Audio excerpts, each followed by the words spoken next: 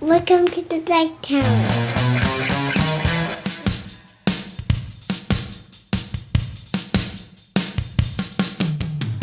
Hey folks, welcome to my bi-weekly update at what's new at Cool Stuff.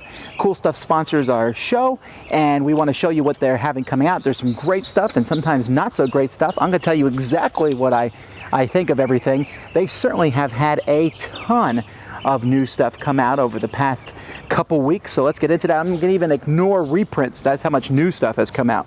First of all, just I think yesterday, the release of Theros, the new Magic the Gathering set. Really big deal, of course, anytime there's a new set of that released. Agricola, all creatures great and small, even more buildings, which might go for the longest game title ever. I didn't think the first expansion was that necessary. It added a little bit of variety, but just some more buildings. This one adds a few more buildings. I guess that's cool. Sekigahara, the unification of Japan, is out.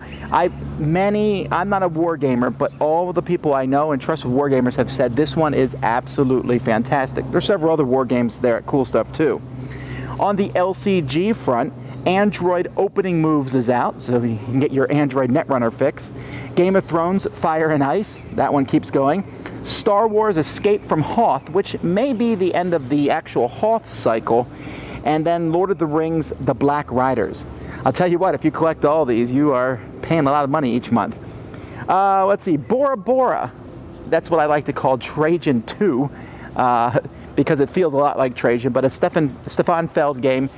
Very intense Euro game. That one's available now. Stalin, the international version. Now, I just did a review last week where I showed you the ones with the red and blue pieces. This is one with the yellow and green pieces. It still has the English rules included with it too, and you can mix them together to make a 4-player game. Not sure I recommend that, but perhaps the yellow and green would appeal to you more than the red and blue. Deadwood Studios from Cheap Ass Games is a self-contained game in which you are making movies. You know, most of the time from that company you need extra pieces. This one, I don't think you need much extra anything really, but you're moving around. I'm going to be doing a full review on that next week. Suffice it to say that it's okay. It could be better. It's not a horrible game. It's fun, but it was a little long for what it was. Tricks and Treats is a small card game. I'm glad Cool Stuff finally got this in stock. I've talked about this for a really long time. It's a small card game about putting candy into baskets, and you don't know whose basket is who necessarily, and that's a very fun little game. I really recommend getting it.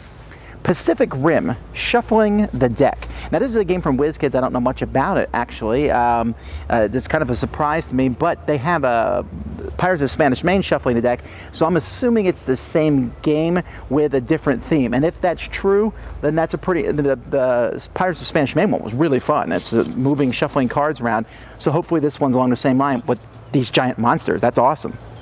There's a couple abstract games from a new company I've not heard of, The Web and Yengo.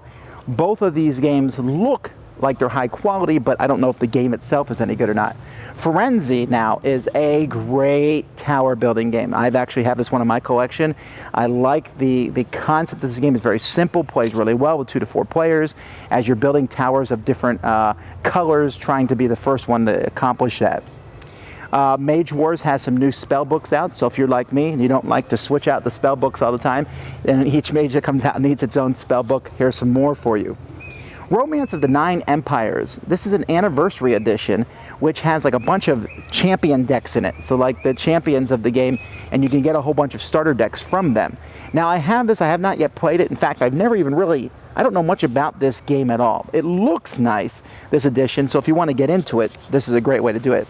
Walk the Plank, fantastic game. I just reviewed that a bit ago. Very light filler game about pushing people off a plank. Crossmaster Arena has a pile of expansions out. You get 4 people in each one. They are a little pricey, I suppose. I mean, you're paying 20 bucks to get 4 people, so it's $5 a character, but they are really good quality miniatures.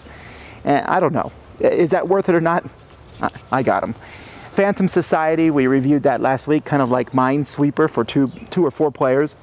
Three Little Pigs, a great little kids game, is out there now. We just reviewed that too. And Ascension Darkness Unleashed. I'm liking Ascension more and more. The last expansion I thought was really cool. This one looks like it takes on that and has a way to upgrade these characters and monsters into cooler stuff. I don't know much about it, but I'm sure I'll like it. So, whew, That's a lot.